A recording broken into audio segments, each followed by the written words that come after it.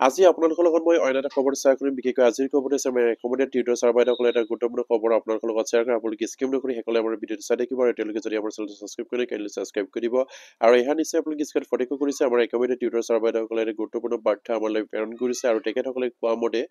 তেখেতসকলে আপোনাৰ শিক্ষামন্ত্ৰী গৰাকীৰ লগত আমাৰ একমোডেট টিউটৰ ছাৰ্ভাইসকলে এটা গুৰুত্বপূৰ্ণ সাক্ষাৎ হৈছিল আৰু সেই সাক্ষাৎ কালত আমাৰ শিক্ষামন্ত্ৰী গৰাকীয়ে আমাৰ একমোডেট টিউটৰ ছাৰ্ভাইসকলক কি ধৰণৰ প্ৰতিশ্ৰুতি প্ৰদান কৰিলে সেই বিষয়ে নিশ্চয়কৈ আপোনালোকক শ্বেয়াৰ কৰি আপোনালোকে স্কিপ নকৰি সকলোৱে ভিডিঅ'টো চাই থাকিব আপোনালোকে নিশ্চয় স্ক্ৰীনত ফটো কৰিছে আমাৰ একমোডেট টিউটৰ ছাৰ্ভাইসকলে আমাক কি জনাইছে ইয়াত কৈছে যে চৰ্দাৰ শিক্ষাগুৰুসকল মনৰ আনন্দৰে সকলোকে আন্তৰিক শুভেচ্ছা জনাইছো গুৰুসকল আজি সদৌ অসম সংলগ্ন টিউটৰ সন্থাৰ এখন গুৰুত্বপূৰ্ণ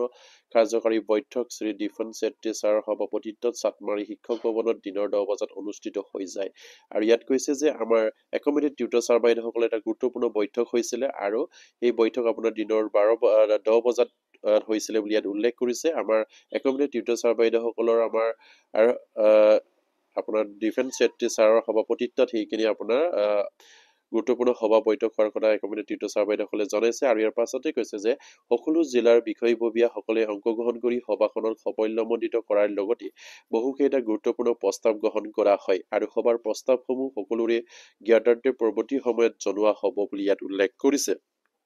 তেখেতসকলে সেই সভাত কি প্ৰস্তাৱ গ্ৰহণ কৰা হলে সেইখিনি কথা হয়তো তেখেতসকলে হয়তো পৰৱৰ্তী পৰ্যায়ত আমাৰ একমোডেট টিউটৰ ছাৰ্ভাইসকলক জনোৱাৰ কথা ইয়াত উল্লেখ কৰিছে আৰু ইয়াৰ পাছতে কৈছে যে সভাৰ শেষত প্ৰায় 25 জন একমোডেট টিউটৰে একেলগ হৈ শিক্ষামন্ত্ৰী মহোদয়ক সাক্ষাৎ কৰা হয় আৰু সভাখিনি তেখেতসকলৰ যিখিনি একমোডেট টিউটৰ ছাৰ্ভাইসকলৰ সভা শেষ হৈছিলে সেই সভা শেষ হোৱাৰ পাছতেই তেখেতসকলে 25 জনী এজন গ্ৰুপে আমাৰ শিক্ষামন্ত্ৰী গৰাকীক সাক্ষাৎ কৰাৰ কথা তেখেতসকলে জানিবলৈ দিছে আৰু কৈছে যে তেখেতে আজি স্পষ্টভাৱে প্ৰকাশ কৰিছে যে একমোডেট টিউটৰ সকলৰ বেতন বৃদ্ধি কৰা হ'ব আৰু প্ৰায় 25,000 কৰিম বুলি আমাক পুনৰ প্ৰতিশ্ৰুতি দিয়ে আৰু আমাৰ একমোডেট টিউটৰ ছাৰ্ভাইসকলৰ যিখিনি বিষয়ববীয়াই লগ কৰিছিলে 25 জনীয়া গ্ৰুপ এই 25 জনীয়া গ্ৰুপক আমাৰ শিক্ষামন্ত্ৰী গৰাকীয়ে তেখেতসকলক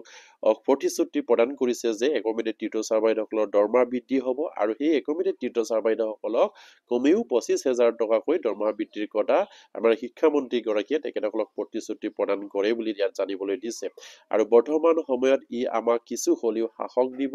আৰু ইয়াৰ পাছতে আৰু তেখেতসকলে এইটো কৈছে যে আমাৰ যিখিনি আমাৰ একমোডেট টিউটৰ ছাৰ্ভাইসকল আছে তেখেতসকলৰ দৰমহাখিনি আপোনাৰ 25,000 টকালৈ বৃদ্ধি কৰাৰ কথা আমাৰ শিক্ষামন্ত্ৰী গৰাকীয়ে প্ৰতিশ্ৰুতি প্ৰদান কৰাৰ কথা ইয়াত উল্লেখ কৰিছে আৰু খুবেই এটা গুৰুত্বপূৰ্ণ বিষয় যিহেতু একমোডেট টিউটৰ ছাৰ্ভাইসকল আজি শিক্ষামন্ত্ৰীক লগ কৰিছিল আৰু শিক্ষামন্ত্ৰীক লগ কৰোঁতে আমাৰ সেই 25 জনী একমোডেট টিউটৰ ছাৰ্ভাইসকলক যিধৰণে প্ৰতিশ্ৰুতি প্ৰদান কৰিছে সেই প্ৰতিশ্ৰুতিৰ মতে আমাৰ একমোডেট টিউটৰ ছাৰ্ভাইসকলে কিঞ্চিত পৰিমাণ হলেও তেখেতসকলে আশাৰে বাট চাই আছে যে আগন্তুক যিখিনি আমাৰ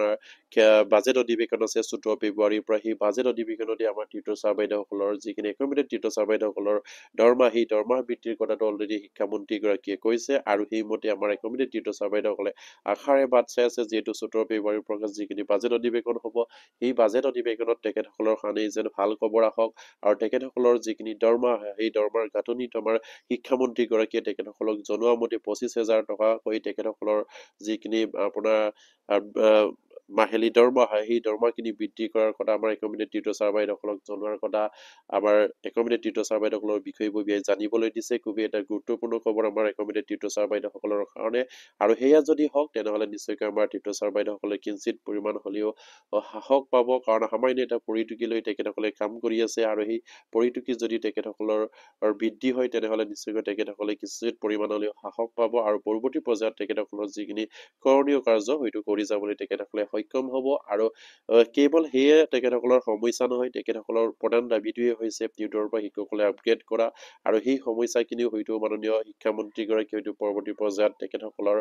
বিষয়ববীয়াৰ লগত হয়তো আলোচনা কৰি হয়তো পদক্ষেপ গ্ৰহণ কৰিব লাগিব আৰু সেয়া আমাৰ একমোডেট টিউটৰ ছাৰ্ভাইসকলৰ এটা গুৰুত্বপূৰ্ণ দাবী তেখেতসকলক সম্পূৰ্ণৰূপে টিউটৰৰ পৰা টিচাৰ আপগ্ৰেড নকৰালৈকে তেখেতসকলৰ যিখিনি কৰিবলগীয়া কাম বা তেখেতসকলৰ যিখিনি কৰণীয় কাম সেইখিনি তেখেতসকলে হয়তো ভৱিষ্যতে কৰি যাব আৰু সেইকাৰণে মাননীয় শিক্ষামন্ত্ৰী আৰু মুখ্যমন্ত্ৰীক আমাৰ পৰা অনুৰোধ কৰিম আপোনালোকে বাৰম্বাৰকৈ আমাৰ একমিডেটেই হওক বা অন্য টিউটৰ ছাৰ বাইদেউসকলেই হওক তেখেতসকলৰ সমস্যাখিনি একেৰাহে আপোনালোকে সমাধান কৰিবলৈ চেষ্টা কৰক আৰু তেখেতসকলক কোনো পৰ্যায়ৰ শিক্ষকৰ মৰ্যাদা দিবলৈ আপোনালোকে এটা